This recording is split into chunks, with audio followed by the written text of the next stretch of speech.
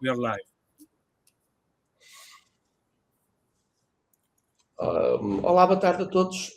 Bem-vindos a este webinar relativamente a esta sessão de informação do projeto CYSSDE para a promoção desta Open Call número 3. Na realidade, é a segunda call aberta a empresas no contexto europeu que pretende apoiar as organizações nas suas atividades de compliance, quer para a NIS2, quer para outros serviços que tenham a ver com cumprimento regulatório. Nós estamos a iniciar o webinar, são 2h02 em Portugal. Nós provavelmente vamos aguardar 3 a 4 minutos para iniciar a apresentação. Portanto, vamos só fazer aqui um pequeno compasso de espera para deixar entrar as pessoas que estão registadas e que neste momento se estão a juntar. Portanto, aguardamos só cerca de 3 a 4 minutos. Obrigado.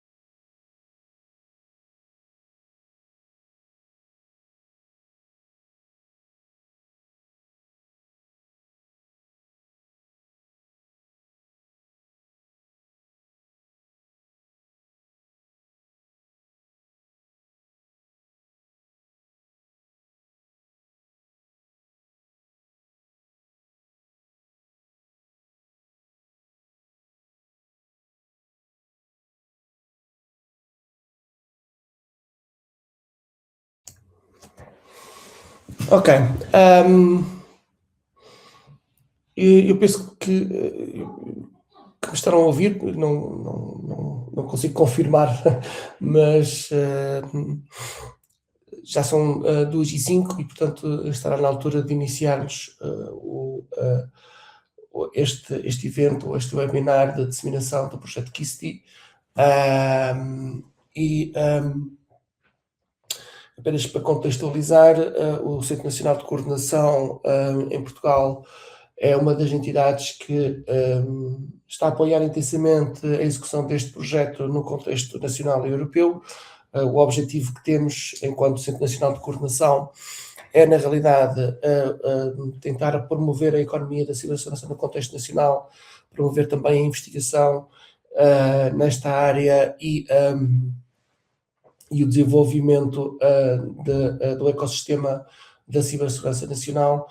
Este projeto foi identificado no contexto do NCC como um projeto que poderia ser muito interessante para o ecossistema empresarial português e para as empresas portuguesas, visto ser, por um lado, um projeto de financiamento de cascade funding com uma volumetria significativa para a alavancagem das entidades em Portugal, mas também, por outro lado, dar a capacidade das nossas empresas portuguesas poderem, de algum modo, ter a sua presença e visibilidade no contexto europeu através daquilo que será os outcomes futuros do projeto. E, portanto, o que nós vemos neste projeto não é só o facto das empresas obterem financiamento para prestar apoio aos seus clientes ou aos seus parceiros no âmbito de compliance, no âmbito de regulatória,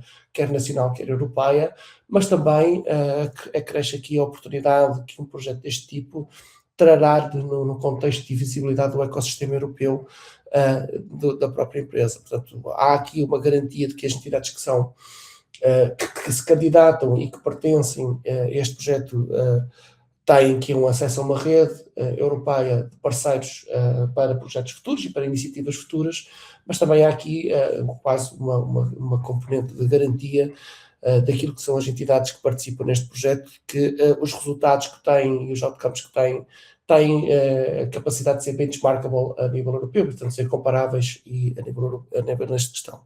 Neste sentido, o NCC, no âmbito das suas atribuições e da sua missão, iniciou essa disseminação. Estamos agora a fazer a disseminação deste Open Call 3, deste Open Call 3. Neste processo, temos cá no evento de hoje uma das entidades que participou na call da Open Call 2 e que é uma entidade portuguesa e que vai provavelmente falar um bocadinho das dores e do processo de candidatura e daquilo que é o objetivo da sua execução do projeto atualmente. Temos também os colegas da LSEC que coordenam o projeto e que estão no contexto do Hector e também do Ulrich, que se irá ligar um bocadinho mais tarde no evento e que irão explicar exatamente aquilo que é este Open Call 3 do projeto LSEC, do projeto KISSI, peço desculpa. Ter a intenção que Portugal, na candidatura anterior, foi um dos países que mais intervenção teve, ou que teve uma intervenção bastante grande no âmbito daquilo que foi as candidaturas a este projeto. Fomos também uma das entidades que foi beneficiada pelo financiamento que está a decorrer atualmente em execução em termos de candidaturas. Esperemos também que nessa terceira fase tenhamos mais empresas portuguesas com projetos de melhor qualidade e de maior qualidade.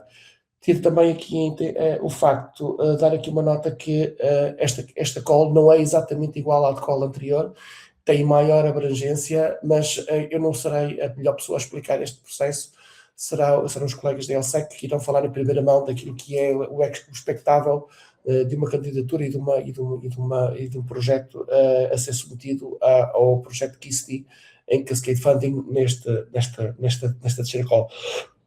Desculpa. Eu vou agora fazer o switch para inglês para apresentar o Hector e passar a sala para os colegas. Portanto, eu sei que o Hector percebe português, mas provavelmente o inglês dele será melhor que o nosso portunhol e, portanto, iremos fazer esta passagem. Portanto, desejo-vos a todos os que estão aqui presentes neste webinar uma boa tarde. Qualquer dúvida, não se esqueçam de colocar as questões no chat e nós tentaremos responder na medida do possível. Caso não seja interessante, poderão sempre contactar o Centro Nacional de Coordenação através do e-mail ncc.info@cncs.gov.pt e nós estaremos cá para ajudar naquilo que for necessário. So, switching now to English, I will pass the stage to you, Hector, and hopefully we can have a great discussion over here, and hopefully all the presentations from your side and also from our colleagues from Complear will create a dynamic over here to have also lots of Portuguese companies applying for the call and also to be the next winners, the next champions of the next call. So thank you very much and have a nice afternoon. I will be here. Boa tarde, obrigado, Antonio. I think that with my portuñol, was able to understand everything. Always a pleasure from LSEC to cooperate with NCC Portugal. Most of you present here today, you know the remarkable work that they do regarding engaging the community. This is another proof of that. So in this sense, we are very happy to be here today to share with you Open Call 3. I see that Ulrich is also here today.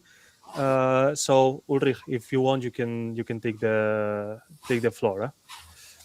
Okay, well, thank you in any case, both Antonio and Hector, and thank you very much also again, Antonio, for allowing us to present again.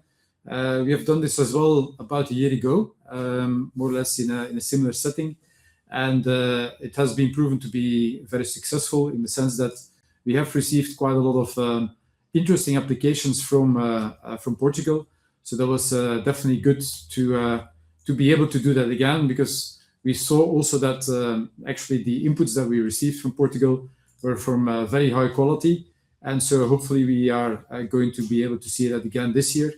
So let me start sharing my screen here from this moment onwards, and I hope it's going to be visible and clear also to each and every one of you participating. So normally you should be able to see, yes, my slides, perfect. So what we have in mind for you this afternoon is to give you a bit of an insight in what CYSSDE is all about. Maybe for some of you it will be a refreshment, maybe for some of you it will be completely new. So therefore we'll take it step by step. So CYSSDE basically is offering financial support for penetration testing and vulnerability assessments in the main orientation towards experts in cybersecurity, but those can be pretty broad to be considered, of course. What we have on offer is up to 200,000 euros for as a financial means that we can support for about 11 projects that we'll be selecting in this third open call now. And these are following from an earlier open call that we did last year, and where we'll be able to share a bit of the results and the experiences on.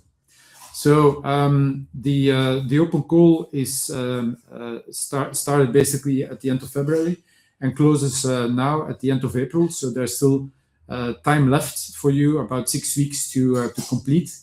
It's not that difficult in the sense that it's an online application form that you have to complete and basically indicate what is that you want to do. And I'll guide you through that a little bit later on as well. So basically a couple of things. We have, we'll be talking a bit here about the CYSSDE activities, and instead of the success story of STM Cyber, we'll be talking about the MEDTEST. This one was from the one that we showed this morning, but I haven't received the update on the slide decks, but nevertheless, we'll share a necessary success story, and in this case, it's also very much a success. And I will talk a bit about Open Call 3, and if there's any questions, then please raise them in the Q&A section that you have here, or in the chats, which are available as well. And if you still have other questions, then please do and ask them at the end of the presentations. So potentially questions related to open call submissions, or any suggestions that we might be able to give you in addition as well, or to find how to find additional support. So we'll try to cover all of these. So to start with, a bit about CYSSDE. CYSSDE is an activity which is financially supported by the European Commission. It's a project with a number of partners which have basically came together in this case to see how we can support the development of capacities and capabilities in Europe by means of offering this financial support to third parties. We're not only doing this financial support to third parties, there's a whole program related to it. We're also offering a bit more in terms of mentoring, but also related to some of the developments that we have been doing in supporting those open calls. We will be able to offer some additional expertise and experiences. We're also trying to cover those. We try to understand in the different European markets where are cybersecurity companies today, on which types of domains that they're working. And sometimes there are new entrants into the market which would like to be also recognized for their expertise, that's definitely also a role that we taken ourselves up to do. But next to that, by the means, of course, of the financial instrument, we are also capable of supporting the development of the capacity. So hopefully new people, new skilled professionals will be entering also the companies that are participating in the open calls. We will be basically supporting with different types of assessments and getting those results also out in the market. And up until now, that has proven to be very successful. We have some great results from Open Call 2 that hopefully also here the colleagues from MEDTEST will be able to share. And definitely also aiming to support the overall global market when it comes to detecting new vulnerabilities and sharing those also on the global market in that respect. Overall, we are aiming to support the European landscape both on a regulatory perspective, but even so on the cybersecurity industry side. So by not only identifying those entrants and those companies, but equally making sure that there is a good recognition from the European side and the regulatory side on those on that expertise and these capabilities. So overall, we aim to strengthen Europe's competitive positioning, not only when it comes to cybersecurity, but also when it comes to everything in relation to digital. Because in the end, and that is really what CYSSDE was all about, it's a European fund to support the digitization of Europe. Europe, as you know, is already for a couple of years supporting the digital transition, and that in this case is also part of this whole program. The program in itself is supporting us as a project, which is called CYSSDE, and CYSSDE in itself is a partnership of a number of organizations, both experts in cybersecurity as well as in some supporting organizations. So experts being, in this case, companies like Torion, CU, Cyber Ranges, ourselves, but also the two organizations from the member states, namely INCIBE, the Spanish NCC in the first place, but also the Spanish National Cybersecurity Institute, so bringing along more expertise. And then in Romania, the DNSC, which is the Cybersecurity Coordination Center in Romania, basically also defining a strategy and the different developments that need to be happening there. And we had the support last year, but also continuing this year, as you can see today, from NCC Portugal, NCC Romania, and Slovenia, that have been so kind to also make sure that we get some more attention into their local markets, as you can see today.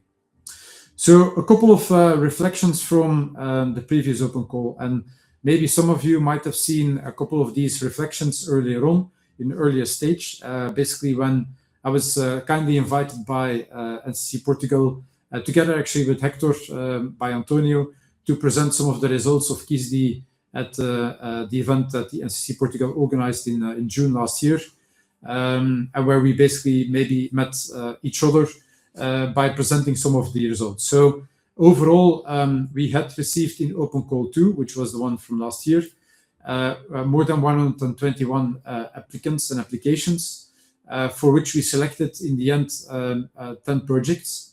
And so what we could see up until the moment that we basically created these decks, these slides, is that we had seen more than 250 penetration tests that had been done already. And those 10 projects only started just over 6 months ago, actually on the 15th of September in 2025. So basically 2 days ago, they first reached their first major stage. That is the first level of pen tests that have been done.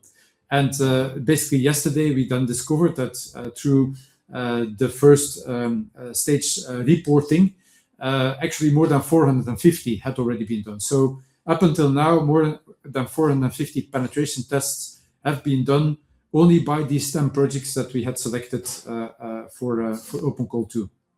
So from all of the applications, what did we see? We saw that actually many domains had been covered, or the applications were trying to cover. So as you can see here, with slightly more into the domains of healthcare, public administration, and energy.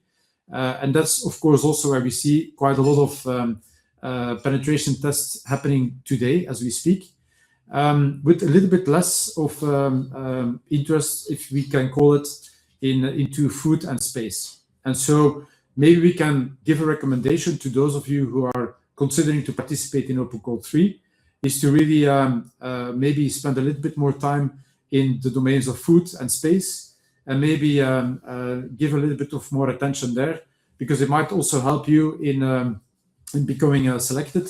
Not that we have a specific preference to this, because of course we do look into the applications into the whole domain, but we would like to have a better coverage of all of the different domains. And so therefore, if you think you can do something in that specific domain, or please add it in specifically into your application, but it will be recognized in any case.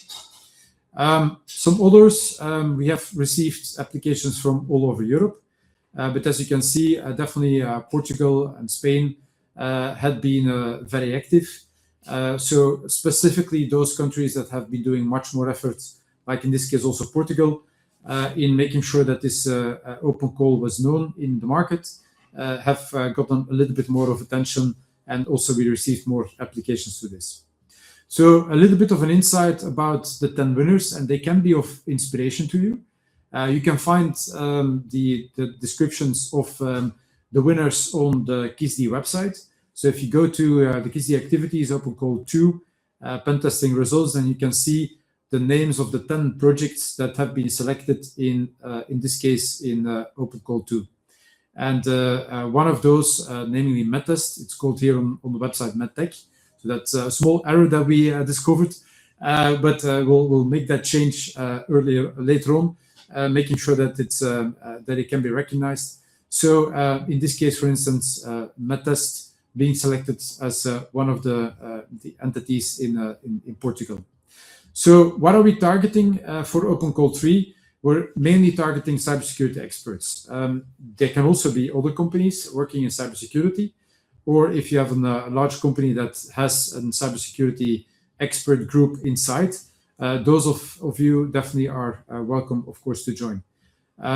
We are looking for those types of cybersecurity companies because we want also to make sure that you become recognized as top cybersecurity experts in Europe, and therefore being able to identify the, in this case, the overall grouping of companies in this domain. So a couple of them to just highlight. So one of the winners was 3FS, company in Slovenia that participated with a project called Anchor, and which is basically building a platform with the funds that will be able to do penetration testing for medical and healthcare types of institutions. So for instance, hospitals, but also other types of healthcare organizations. And the purpose there is to identify potential vulnerabilities, and then to further identify risks and do penetration testing in these environments without really interfering with the operational day-to-day challenges of a hospital. So that is one. So they were going to use part of the funds, of course, to do the penetration testing, but also to develop this platform, allowing them to really scale up the number of penetration tests and therefore really reaching higher numbers of penetration testing. Another one is also a very interesting one. This is a cooperation of two entities. So this is allowed under Open Call 3 as well. So you can create a consortium, but consortium has to exist of maximum 2 entities. So in this case, both Aswin and ChargeIQ. Aswin being the company more interested in the penetration testing itself. ChargeIQ, a company which is offering their charging stations and the infrastructure that Aswin is then going to use to do their penetration tests on in the first place, but then also deploying this into the market, of course. And then, for instance, in Spain, as a third example, and you'll shortly see another example, in this case for MEDTEST, on how, in this case, StarLogic is also going to reach out to some of their existing customers, but also reaching out to new customers, doing penetration tests for both energy domains, banking, and in this case also some healthcare related environments. So all of them achieving already now today quite a lot of useful results. As I said before, it's not only about the financial support to third parties that we're giving out here. We're also offering other types of indications. For instance, we have done a couple of webinars last year. We are doing some new ones this year. Actually, the first ones starting today and next week's on related domains when it comes to things like penetration testing experiences. And so, for instance, we will be doing a specific one on the tools that are being used by different entities and how to best use those tools for penetration testing. So what to expect from them, how to best use them, and how to maybe tweak them to your own needs and requirements when it comes to making sure that that happens. But you can also, of course, have a look into the previous ones that we did. We can also offer you some additional documentation like white papers or even scenarios that we have developed that could help you out with organizing those first pen tests, or at least helping you to get some customers or interested parties being interested by some scenarios that we have developed that you can simply reuse. So these are the pen testing scenarios, for instance. Just a couple of examples. I mean, the intention was not to go into very deep ways, but it was basically there to show you, okay, what does a penetration test look like? You can easily download these from the website, present them to potential clients and say, okay, this is really what we have in mind. So how can you take this along and see how it can be workable also for your own environment? Or you can use the scenarios to maybe upgrade them into a specific domain that you plan to exploit yourself. And then, as I said, we have the catalogs of penetration testing tools available for you, or to do vulnerability assessments. So this is one of the catalogs that we will be making available also shortly. It's already online, and we'll add it to the tooling.CYSSDE.eu website. So where you can basically do filtering on the types of penetration testing tools, and with the recommendation today from the number of users, but also shortly being added with some recommendation from some of our experts on how to better use, in this case, some of these tools and what you can expect from them.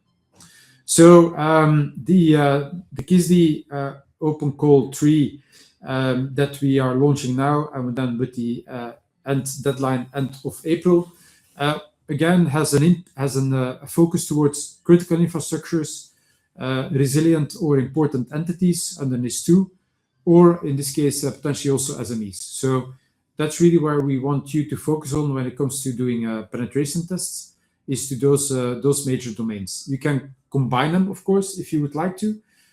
So you can have one application that tries to target a number of those entities, and in some cases, some NIS2 entities might be overlapping with critical infrastructures. But please, in this case, also identify in your member states how this is developing, because in many of the member states, NIS2 has not yet been fully adopted. So then do give some indications on how this really will impact also, in your case, in your member states, these different types of entities. And if you have some good signings that, like for instance, the recommendation from the Commission to use these different types of sectors, that you can also use those, then please do indicate that also into your application. As I said, you're very welcome to mix and match. So maybe a couple of important entities, maybe a couple of critical, maybe some smaller SMEs. Or what you can also do is target some SMEs, which might have an impact to the critical infrastructures because they are suppliers to those organizations. So those are a couple of things that you can keep in mind, and where we will be really focusing on. Another thing that you can also consider is not only organizations or large networks from critical infrastructures, but for instance also to the PDEs, products with digital elements. If you have a manufacturer of a PDE, which is for instance providing to critical infrastructures, then you can help them out by, for instance, doing vulnerability assessments and penetration tests of those products with digital elements, both when it comes to the physical devices as well as when it comes to the software in itself. So again, here you can create combinations where you say, we're going to do maybe 3 penetration tests of a specific device that we know which is installed or going to be installed in critical infrastructures. And then you can do, for instance, also an assessment for that critical infrastructure, and maybe also for, in this case, the company that will be installing these devices into the critical infrastructure, so that you have a nice coverage of the different elements. And maybe if you can do that, for instance, in the domain of space, that might be something very interesting for you to consider. This morning, for instance, we had one of the open call participants. That was the reason why we showed, in this case, STM as a group. So and so you might be able to look into some things that they have been doing specific on pen testing for space types of applications. So could be of interest. So therefore, consumer electronics, just giving you a couple of hints on things to do there as well. They're not being considered, of course, as in domain of critical or sensitive, or in this case, essential. But you can, of course, also consider these types of electronics because they fall under the CRA. But of course, if you want to deploy towards essential entities or important entities, and maybe business electronics, which fall in this case under the class 1 or class 2, could be of relevance. Or, as I said already, critical electronics, those are, of course, even more interesting and could, in this case, be also very valuable for you to do your penetration tests towards. More than again the financial support is also the mentoring that we can offer. So to the companies being selected in as projects for Open Call 3, there's of course the teaming up with other experts in the domain.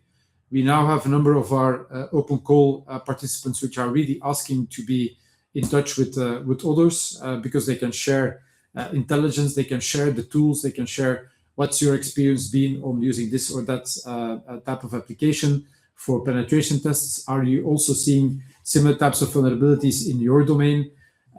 Or can we basically maybe share some experiences on how to go to maybe international markets? So all of these things we are actually covering today, partially based upon requests coming from the participants in Open Call 2. What we have as CYSSDE as goals are to conduct a number of pen tests. And as you can see here, our goal was 230 pen tests or more to be done across the EU. And as I already explained to you before, already by now we have more than achieved that goal. So meaning that we are very much on track with the things that we are planning to do. We are basically supporting the funding of, in this case, penetration tests and vulnerability assessments, but also with the necessary support in addition, because some of the applicants are also applying mitigation measures for the companies that have been doing the penetration tests with. And that might come as a natural thing for you to consider, but it's definitely not always the case. So therefore, definitely also recommended to keep that also included. So in short, what does it mean? Open Call 2 going to Open Call 3, it means up to 200,000 euros grants per project, where we are offering 50% of your project. So if you have a project that you submit of a total budget of about 200,000 euros, we will be granting you, in this case, up to 100,000 euros. If you provide us with a project of up to 400,000 or even more, then we can offer you, in this case, up to 200,000 euros as a co-financing mechanism. So that's the main thing that we aim for. We're also looking for at least 10 external assessments per beneficiary. What does that mean? It means that we ask you to be able to provide your customers, in this case, those could be paid for customers, or you can subsidize them through the project, to basically be able to show us that you will be doing at least 10 penetration tests within your project, but of course, and preferentially more than 10. So that's what we are looking for, and that's also the requirements that we have. Another thing to consider is that we offer this to companies throughout the 27 member states. plus the EEA countries. So in this case, Norway, Liechtenstein, Iceland. So also companies from those markets will be able to participate in the open call in itself and will be able to receive funding. Mainly looking for SMEs. The majority of applicants of the Open Call 2 applicants were, in this case, SMEs, but that doesn't prevent, of course, larger companies from participating as well. So the proposal must be written entirely in English, cannot be under liquidation, and cannot be enterprise in difficulties, but that's, I think, pretty obvious in all of this. So maybe I'll quickly stop here and I'll hand it over in terms of presentation to the colleagues from MEDTEST, and maybe to share a little bit of their experiences within Open Call 2 and what they have been doing and what they are doing also in terms of activities as a partnership, as a consortium. MEDTEST is a consortium of two entities, Complear and ETIAC. And maybe, Serafin, if you can share with us a bit of your experiences from within Complear, of course.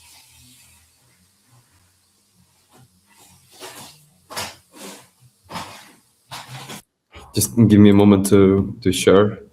Yeah, I think this is it. Hi, everyone. Firstly, I would like to confirm that you can see what I'm sharing Yes. right now. Yeah. Okay. So, I will continue this in English. So Ulrich and the other the other colleague can follow the idea here. As Ulrich already presented, my company, Complear, we are working on a consortium with ETIAC on MEDTEST project. And just bear with me. I'll try not to stutter so much. And bear with me because we have a lot of acronyms and specific terms. So I'm very sorry if I misspell them. The mission at Complear. Complear, basically, briefly presenting it, sits at the intersection between regulatory compliance and digital health innovation, which in itself are already a maze. So if you try to mix them both, you get a even more complex and difficult maze to navigate through. And our mission is to properly help our partners and our clients to navigate through this type of regulations. So on the product side, and we do this with our product, our flagship is Complear OS, as you can see on the bottom right of the slide, with an agentic compliance management system designed for interconnected, the disconnected world between digital health and covering everything from medical devices regulations to data privacy. And beyond that, we are even being active across a broad ecosystem, working alongside Google, Therapeutics Alliance on Global Regulatory Mapping, run the first EIT Health bootcamp on the regulatory pathways with Medtronic, and other projects that are in the scope of this project. So, but mainly our mission, what drives us, is to help not only companies but also regulators to directly shaping the AI standards that will be implemented in the European Union AI Act. So in short, we just don't advise on compliance. We try to build this type of tools to help everyone navigate through the maze. And as Ulrich also mentioned, our partner is ETIAC. And if you didn't know them, ETIAC is a very known platform for ethical hacking, and they work on two different ideas: AI pen testing agents that continuously simulate real-world attacks and validate vulnerabilities with proof of exploit, and they mix it with the hacker intelligence, where real security professionals keep the creativity, and they try to think as an attacker, where the machine, I don't want to say fails, but it's not seen. So, and the result obviously is a continuous attack simulation across an entire digital environment with tight integration into CYSSDE's workflows, and direct alignment with compliance frameworks like NIS2, DORA, and even the Cyber Resilience Act. Some of the largest organizations in Portugal trust everywhere ETIAC firepower to protect their digital perimeter.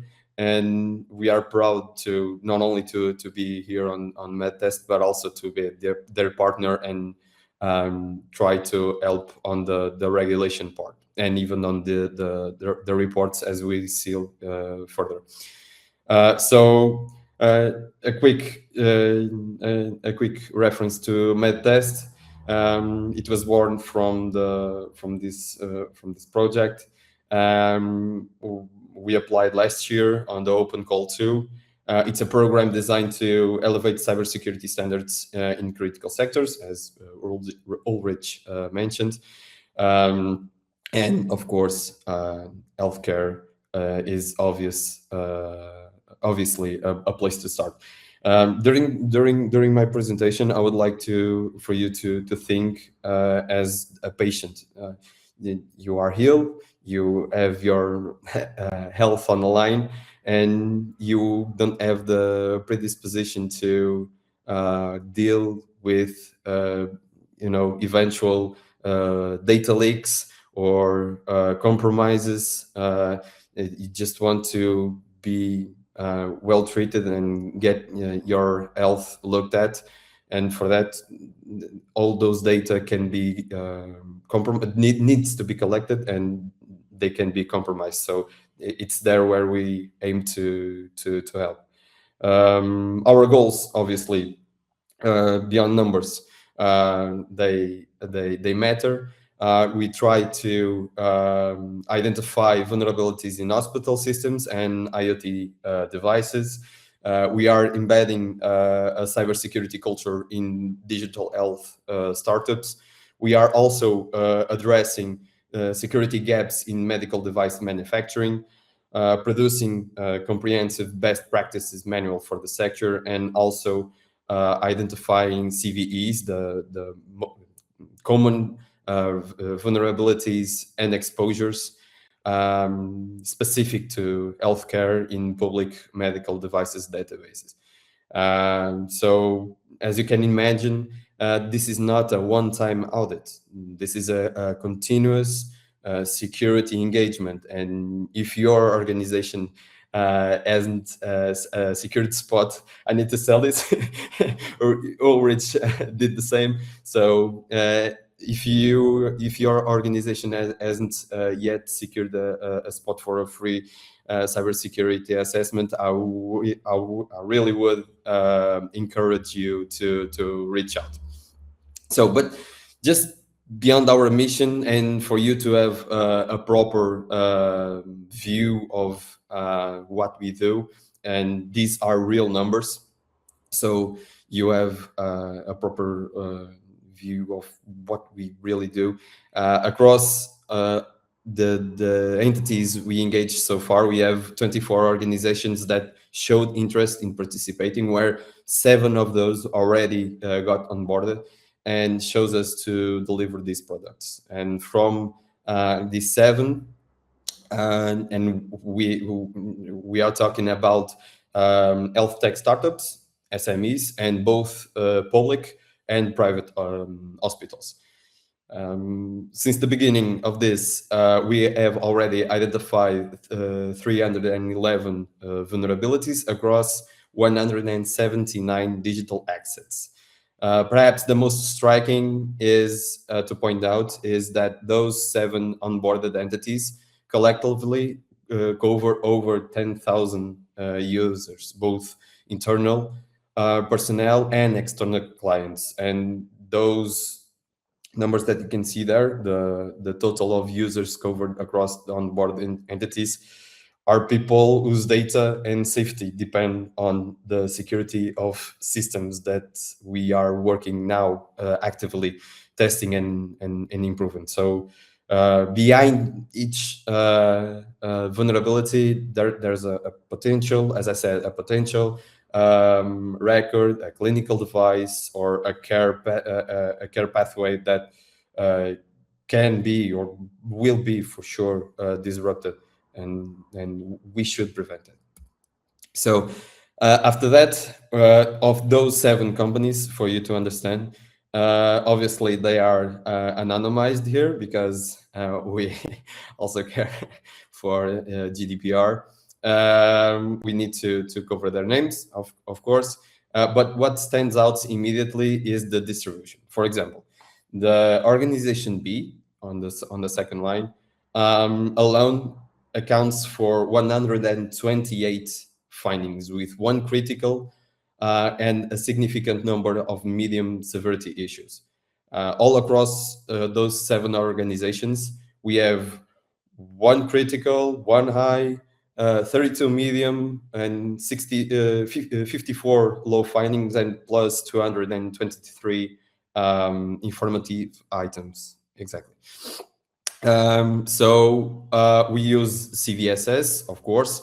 The score goes across the entities range between 2 and 4.4, which might sound moderate for you, but in healthcare context, we cannot be so naive. Even a low severity finding in a clinical system can have outside and real world consequences. So that's why we need to pay attention and be very specific when we are doing our analysis. So also what I would like to point out is the diversity of the findings across the organization also tell us something very important, and that most people tend to forget or to ignore. That is, no 2 entities have the same attack surface or the same risk profile, which might sound obvious, but it's sometimes it's the simplest things that we tend to forget first. So that's why we need to pay attention to them and not compare my entity to another just because we have a similar structure or numbers. So, but how does this work with ETIAC? So we divide this in 2 sets of responsibility. ETIAC lies on the first and second. The first, the manual penetration tests. ETIAC, they trust their security super soldiers, engineers, simulating real attackers, targeting business logic flaws and chain exploits that automated tools simply cannot find. And on the second point, for the continuous automated testing, ETIAC scans the full digital surface 24/7. So that's very important. Not all across the surface, APIs, IoT, medical devices, clinical network infrastructures, the whole package. Then we enter on the third step. I mean, it's not on the third step. It's a simultaneous effort from both teams. We do the CWE's classification.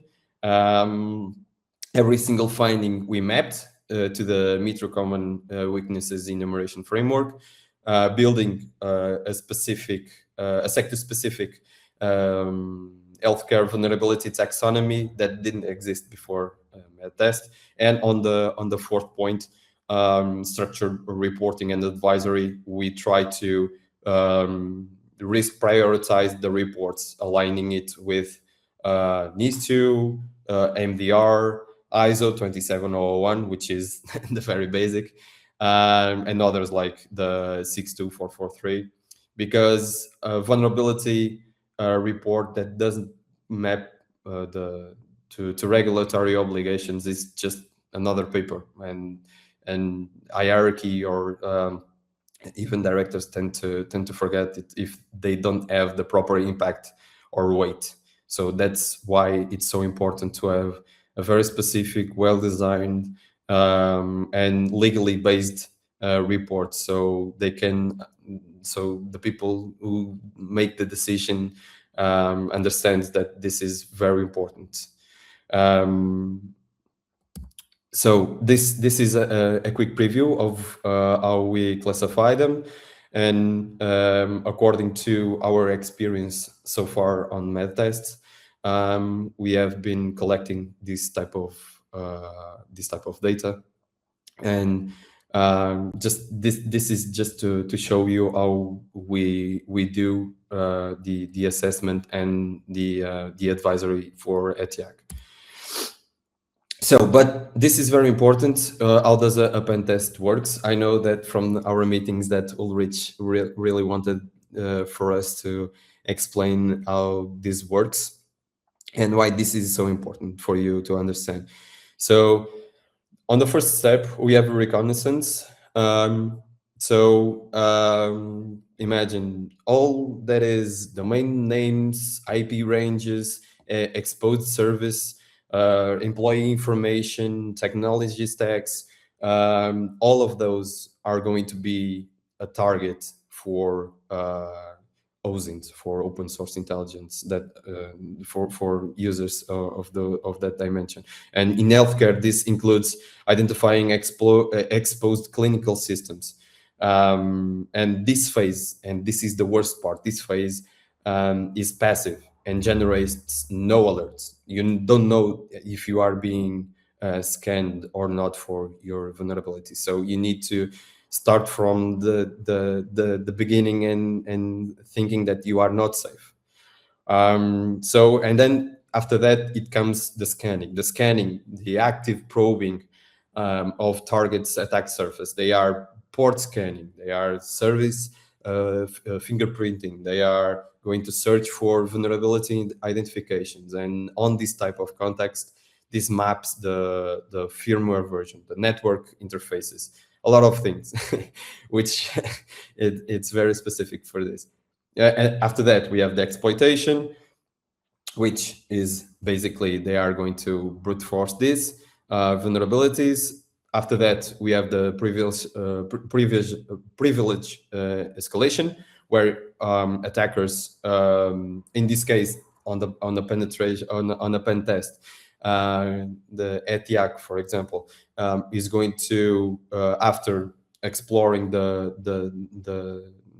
three steps before, they are going to try to gain admin level control and move literally anything or whatever they want across the network and try to access everything that they think that is sensible. So in a hospital network, as you can see, there are a lot of sensitive information that shouldn't be known for the common user, and this is a very important step. And all of these 4 steps are going to be the base for the reporting. All the findings are going to be documented with full technical detail, SVS's scores, CWE's mapping, attack chains, and remediation recommendations. And this is very important for us because we try to structure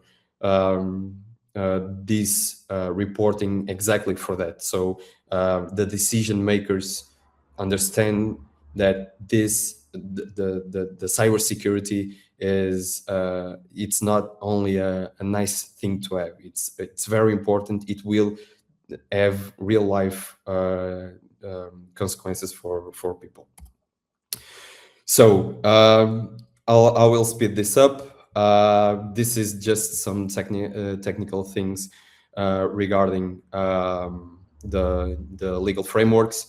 Under the MDR, the medical device regulations, it's mandatory for the software to be developed to a state of the art security level, which means, and as you can understand from these three points that I have on the left side, the main core here is to have what the GDPR wants to have, the security by design. It's the most adequate levels of security that needs to be applied, just to make sure that everything is covered up and we pay attention to the proper evolution of these kinds of attack. Complear has mapped already during this MEDTEST 77, as I previously mentioned, and this taxonomy for us is our backbone. It helps us to identify, okay, if this happens more frequent, we need to pay attention to this more frequent, and we need to help to establish procedures, to establish the correct ways so companies and entities pay attention to this, they do attention to this. So beyond the technical findings, what MEDTEST is also producing is something more strategically value, a regulatory evidence layer for the MDR compliance on this case. Our CWE's mapped pen test directly demonstrates conformity with the GSPR, not through policy documents, but through technical proof. That's why the findings of ETIAC are so important. And speaking on ETIAC still, their automated platform satisfies the MDR obligations by delivering an always current risk picture with real-time remediation tracking. And with that, we have a paper-based risk assessment are no longer sufficient. Penetration tests, reports, and our CWE's taxonomy become the evidentiary backbone of the MDR annex that they require.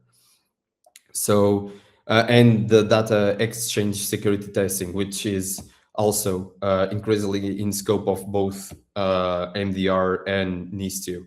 So, what I think that when I did this slide, the message that I wanted to transmit here was to it was a simple one. Was if you are a medical device manufacturer, for example, and your technical file does not include a systematic penetration testing evidence, you are carrying both a risk, security risk, and a compliance risk. So it's on your side. Also, the main challenge, and this is a thing that we are facing, and I think also was an intention of Ulrich to mention this, and we try to show our pain here. Those 6 are the main issues that ETIAC and Complear are facing right now when we are speaking with our partners and clients. Obviously, budget competition, which is the basic one. The fear of disruption. Everyone thinks that for us to being testing an online or making live tests or testing live systems, and we can, expose patient data. We can assure you that this won't happen. Also, we have hidden attack surface, following that fear of disruption, which is medical IoTs and legal legacy systems are rarely properly inventoried. So you cannot protect what you cannot know that it exists. There are also skill gaps, and I think that I covered almost of them.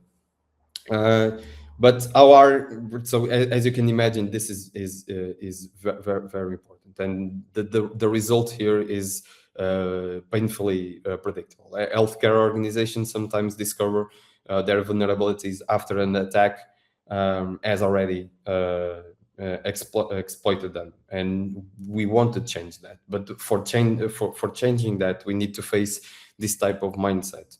This is a very important dimension for companies. This is a very important dimension for organizations.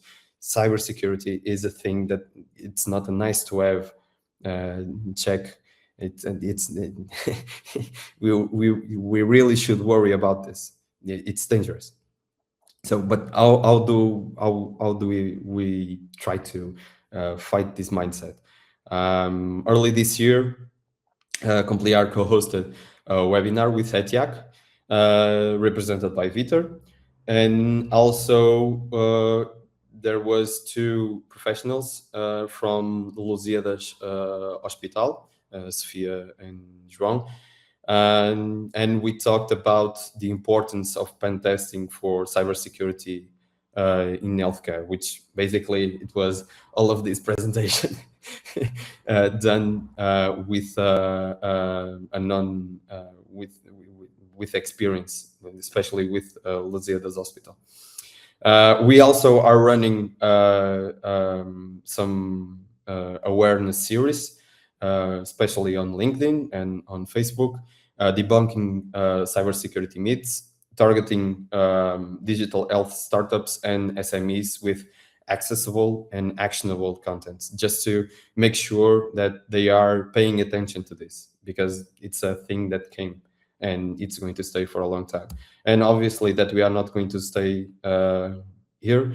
We are going to keep up these awareness programs and sessions. We are planning to make one in a webinar about challenges of pen testing for SMEs and the emerging risks of generative AI in November this year. And for the next year, session focused on continuous cybersecurity testing for best practices for hospitals and other broader healthcare ecosystems. Because, and I will finish with this, how can I say this? Ultimately, MEDTEST is not just about finding vulnerabilities. It's about building a culture where cybersecurity is understood and as a prerequisite for safe and compliance, and obviously trustworthy digital health. Because in the end, it's people's lives that are at the stake. So we need to pay attention for that, because they are trusting us. So thank you. Thank you very much, Serafim. Great job. And yeah, I fully concur. I mean, the pen tests are a means to an end. It's not always a focus in itself. And you're really indeed there to protect lives sometimes of people. So that's indeed also here a very important message to carry along. Also, when we do cybersecurity of products, it's in the end to protect the people that are using those products from being hacked or having basically the the challenge of having to try to get hackers out of your network by means of something which has been placed there without the necessary levels of security. For you, there's two questions. If I can raise them. So David is asking, is ETIAC the only cybersecurity company who can provide those tests? I'm not sure, but if they, I'm not sure if they are the only ones, but they are the company that we are working along with, and so generally I'm not sure if they are the only one. I don't think so, but they are the ones we are working on with. And also doing a very good job. So that's also what I can tell in addition to this. A question from Joao. Are you and ETIAC using AI agents for scanning and exploitation phases? Yes, this is more of a ETIAC knowledge area. But yeah, they use AI agents to continuously scan during the pen test duration, and after that the services that they can provide. But yeah, we are using it.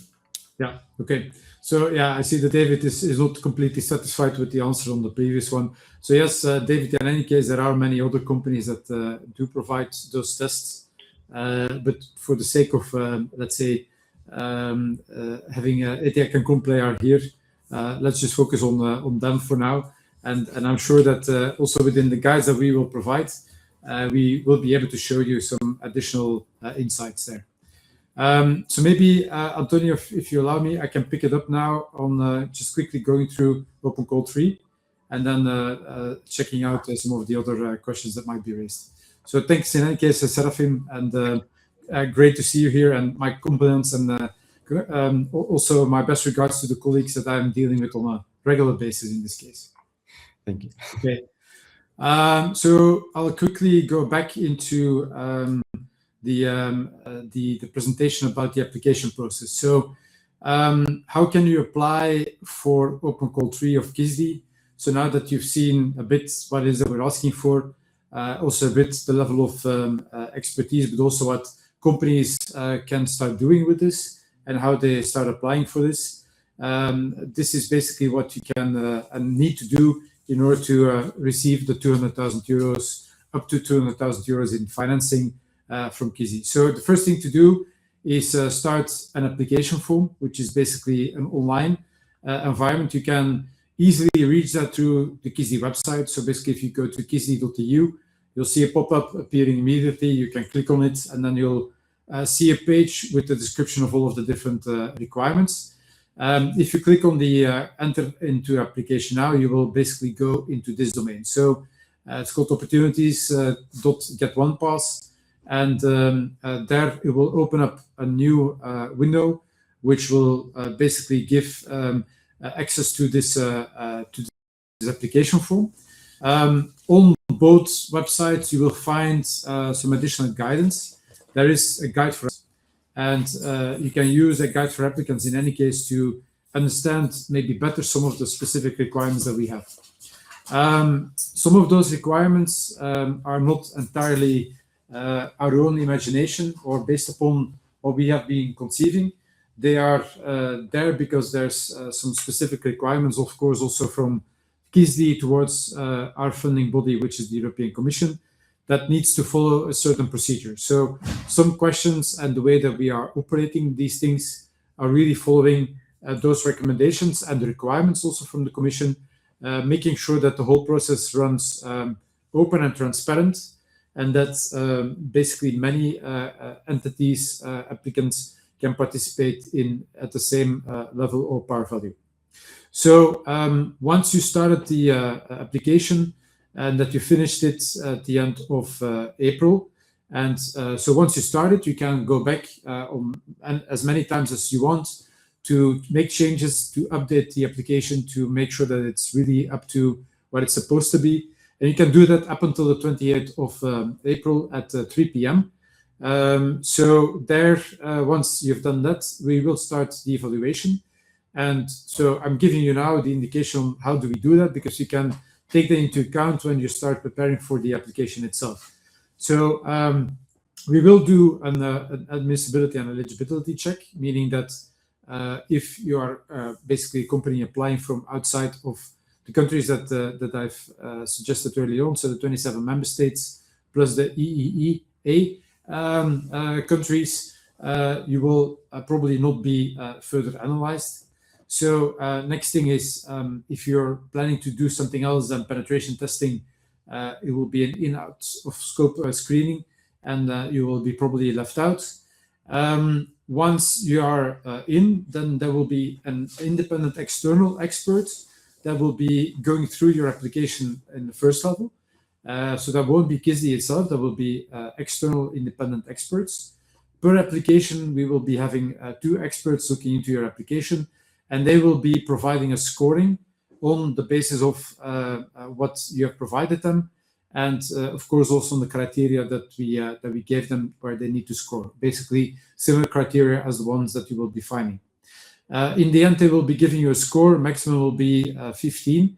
And there will be 3 elements that they will be looking into. That's excellence, impact, and then implementation. So these things, for those of you who have participated in European calls, are very similar to European calls, of course. Once that's done, we will be getting a shortlist of the ones with the highest scoring. And the ones with the highest scoring do not necessarily have to be the ones which have the highest number of penetration tests. It will be a combination of basically being able to show your expertise, of course, the penetration tests themselves and where you intend to apply them, but also will be on the basis of, is it an innovative, is it a credible, is it basically an interesting application for the type of environment where you plan to have your project into. So on all of these different criteria, you will be assessed and you will also be scored. The highest scores will be going into a consensus meeting. There will be probably 20 or 30 of the ones that have been submitted. And so from that consensus meeting, we'll be going from the highest scoring and then having consensus about this and selecting basically the applications on the basis of these scores, on the basis of that consensus. It might be that you will be invited for an interview during the consensus meeting if there are some points that we are not entirely sure about what you're actually proposing. So what are, in this case, different tiebreakers in this case? Well, highest number of penetration tests planned towards essential or important entities being covered, towards highest number of credible letters of intent, towards addressing space and food, as I mentioned. So if you see that these are some things that you can work on, then we will really highly recommend to take those into consideration, because we will also take them into consideration. And so that's a couple of recommendations in any case to consider. Once you have been selected, so there will be an additional level of assessments. So there will be an assessment basically on your environment that you are basically applying from. So not only when you say that you're a company out of, let's say, Italy, we will, of course, also do the check whether your company is based out of Italy, and we'll ask you also to make sure that we have substantial proof that you can indicate to us that your company is indeed based in Italy. Same goes also for the financial stability. So we will be asking some additional evidence to help us making sure that what you are telling us in a sort of due diligence is also the case. Once you've gone through that stage, we will be basically inviting you to a kickoff meeting. We will be setting up the contracts, and from that moment onwards that the contracts have been signed, we are ready to go. And then there will be 4 stages, and those stages is really what the different companies that are participating and the projects that are participating are also basically in at this stage right now into going from stage 2 into stage 3, meaning that they have already been doing an assessment. Oops, that was not the idea. Something has happened here. Let me see if I can go back. Oops, that was just a little bit too fast here, apparently. Yeah.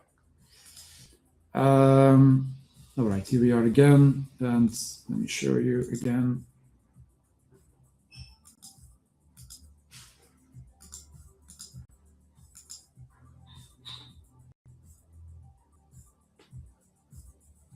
Okay, so at this point in time, the projects are into stage 2, meaning that they have been providing an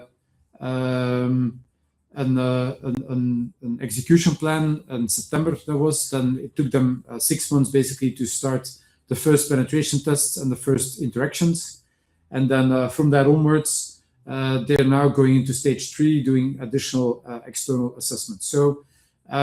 Meaning that they have been receiving already some funds, and then stage 2, an additional amount of funding. So meaning that there will be 4 stages where we will be financing the whole project, in this case, to further be developed. Just as a note here, the final 20% will be delivered at the end of the CYSSDE project, basically because of the fact that also CYSSDE is only receiving those amounts of funds from the European Commission at that final stage. So we'll basically be asking you to pre-finance, in this case, 20% more or less of your activities. But nevertheless, if all of this has happened, you could also definitely consider what you will be using the funds for. That can be, in some cases, to hire additional expertise or to train your expertise in additional domains, for instance, more into OT environments, or to become qualified and certified pen testers. You can also use it for either development or purchasing or utilizing some tools or environments where you could basically develop those tools into, for instance, AI capabilities. You can use some of the materials and funds and time to do applied research, so using maybe some capabilities like cloud or AI and deploying them specifically in these environments, hiring maybe some intelligence services or external advisor and assessment. So for all of these, you can, of course, use the funding, and this is, of course, non-exhaustive, meaning that you can also, of course, use it for your internal resources, and therefore maybe also facilitating new clients, in that case, maybe subsidizing or sponsoring some new projects that you would like to get into. So either way are capabilities that you could use. So as a final slide, as you have seen, some key takeaways. We do want you to ensure that you have the ability to provide 50% co-funding. How does that work? We ask you to also provide us with a budget. So where you indicate, okay, we're going to spend, for instance, 450,000 euros on this project. And that's where you say, okay, and 200,000 euros is going to come from CYSSDE. Therefore, the 250,000 other part, you will be financing yourself. At this point in time, we do not have to get any invoices for this. We don't have to see any specific proof. We just need to be able to see that you will be able to do that co-financing yourself, and that you will be able to cover for the whole cost of the project, where we then will be covering for the up to 200,000 euros. Maybe you could check your own European ownership, meaning if you have maybe a shareholder that maybe recently changed through an acquisition or something of a kind. So check that you have an ownership which is based in the EU. Maybe one of your owners recently moved into, for instance, the US. That could become a challenge. So do check that up front, as well as your financial health. There are a couple of systems on European level where you basically simply put in your financial stability check for an SME, for instance. If you use those keywords, then you get an application that allows you to test your SME capabilities in terms of your financial standing. Plan for at least 10 assessments, external assessments we call them here. So where you would be doing those penetration tests at the an environment of a customer and a partner, a relation, whatever. So, but we have to be able to see that they are not going to take place into your own internal premise, of course. And do note that the impact evaluation section has the same weight as all the criteria, meaning that we are looking to, if you are going to do an assessment, for instance, on a critical infrastructure that has an impact of 10 million end users, is of course a little bit more weighted than doing an impact of a small SME that maybe has only one customer with basically maybe a lot less of impact towards end users. We give you also some additional guidance in terms of frequently asked questions. And if you have any questions, then definitely use this email address directly where you can ask the necessary questions that you might have. So helpdesk@CYSSDE.eu, and we'll be happy to provide you with the necessary answers. And with this, I'm happy to leave some additional final next steps. So don't wait for the last day to start your Open Call 3 application. Really start it now, that you can also see, okay, what are the different things that we're asking you for. Sign up to some of our additional activities as CYSSDE. Maybe you can learn something from the different webinars or get some insights, for instance, by listening into some of the use cases from the different Open Call 2 participants and winners. Talk to customers and prospects, and maybe you can get them also included into the application. Remember, you can offer, in this case, a consortium, like you've seen with Complear and ETIAC.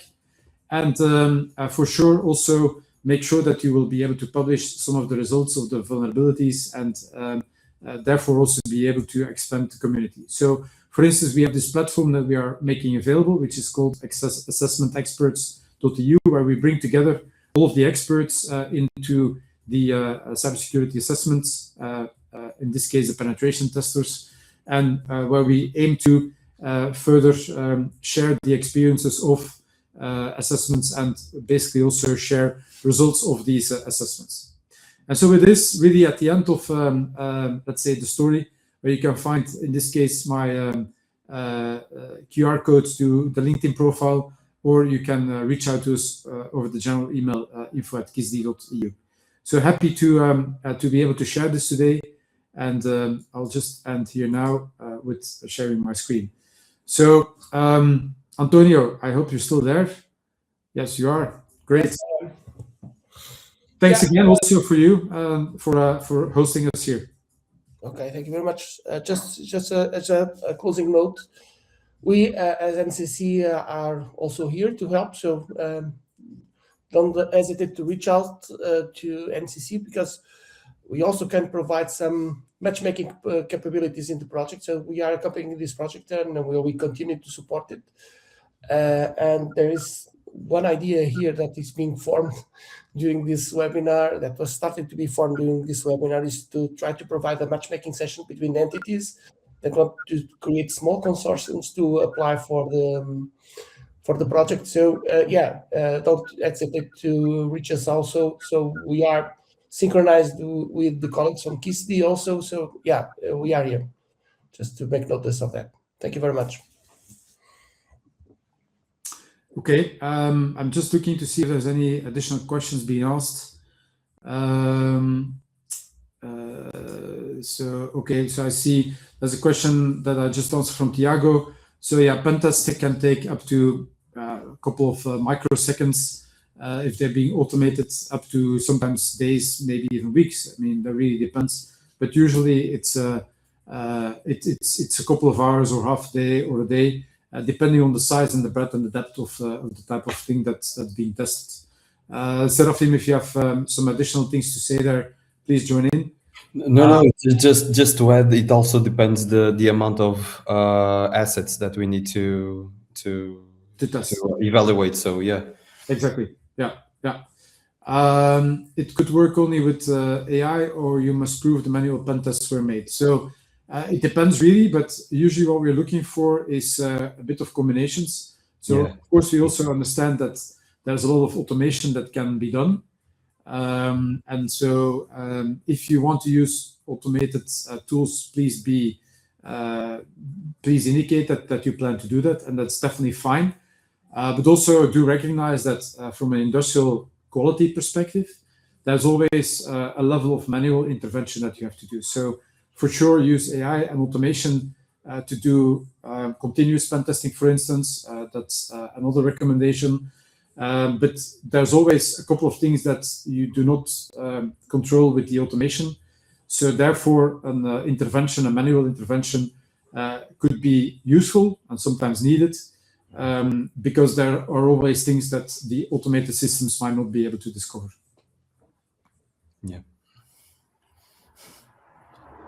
And that, I think, we have answered all of the questions.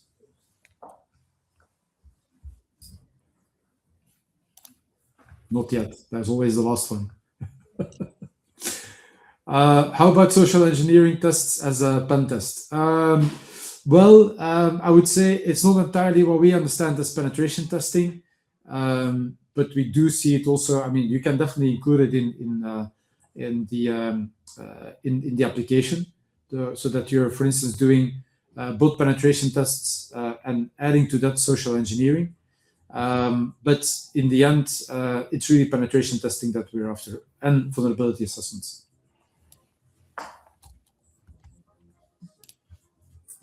Okay, so I think we're done now. Again, thank you all for participating, and again, thank you very much, Antonio and NCC Portugal, for facilitating this to us, and to you and your team, Serafim. Thank you.